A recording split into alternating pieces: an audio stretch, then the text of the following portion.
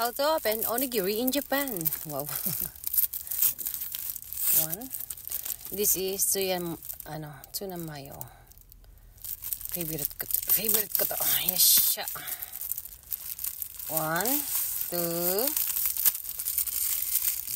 3. Tapos, fold nyo lang siyang kaunti. Tapos, ibalik nyo ulit. Para hindi maglalagkit ang inyong kamay. Tapos, kakagatin nyo.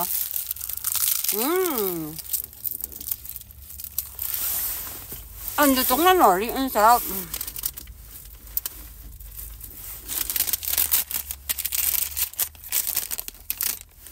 7-Eleven din to. Tignan nyo.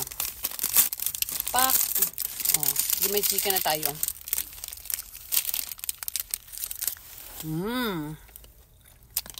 May instant. Sabunan tayo.